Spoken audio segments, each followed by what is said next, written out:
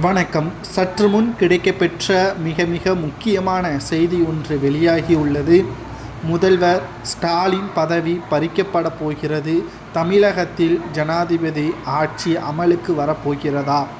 தொடர்ச்சியாக கனமழை பெய்த காரணத்தினால் ஒட்டுமொத்த திருவண்ணாமலையும் மூழ்கக்கூடிய வகையில் அமைந்துள்ளது.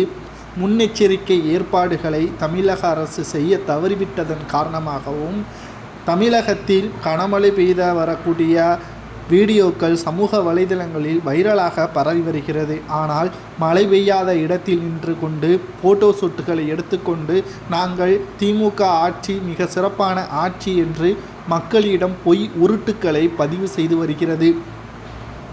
அது மட்டுமல்ல, தமிழகத்தில் ஒட்டுமொத்தமாக மக்கள் மழையில் பாதிப்புக்கு உள்ளாகி மிகப்பெரிய அளவில் கவலையான ஒரு விமர்சனங்கள் எழுப்பக்கூடிய வகையில் திமுகவின் ஆட்சியில் அமைந்திருக்கிறது. திராவிட முன்னேற்றக் கழகத்தின் ஆட்சியில் மிக மோசமான ஒரு செயலாக இது பார்க்கப்படுகிறது.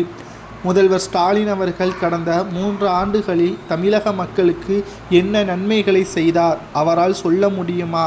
400 வாக்குறுதிகளை சொன்ன திமுக தலைவர் ஸ்டாலின் அவர்கள் தற்பொழுது வரை அதை முழுமையாக நிறைவேற்ற முடியாமல் பல்வேறு மோசமான நடவடிக்கைகளை தான் மேற்கொள்ளப்பட்டு வருகிறார் என்றும், திருவண்ணாமலையில் பெய்த கனமழையால் நிலச்சரிவு ஏற்பட்டு 44 நபர்கள் குடும்பங்கள் வெளியேற்றப்பட்டுள்ளது.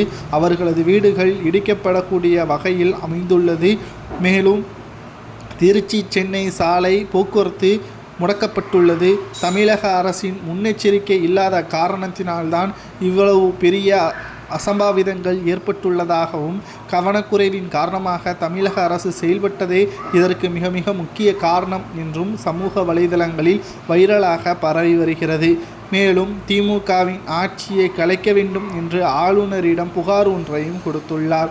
ஜனாதிபதி கவனத்திற்கு கொண்டு செல்ல வேண்டும். ஸ்டாலின் பதவியை ராஜினாமா செய்து தமிழகத்தில் ஜனாதிபதியின் ஆட்சியை அமலுக்கு கொண்டு வர வேண்டும் என்ற பல்வேறு தகவல்களும் சமூக வலைதளங்களில் வைரலாக பரவி வருகிறது.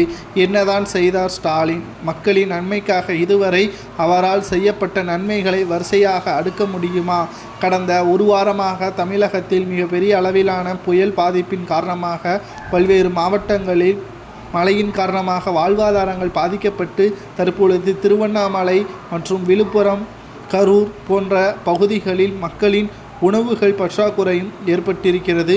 இதனால் திமுக அலட்சியத்தின் செயல்பாடே இதற்கு காரணம். மக்கள் மீண்டும் திமுகவின் ஆட்சியை தேர்வு செய்யாமல் இருக்க வேண்டும் என்று எடப்பாடி கூறியுள்ளதை பற்றி கண்டிப்பாக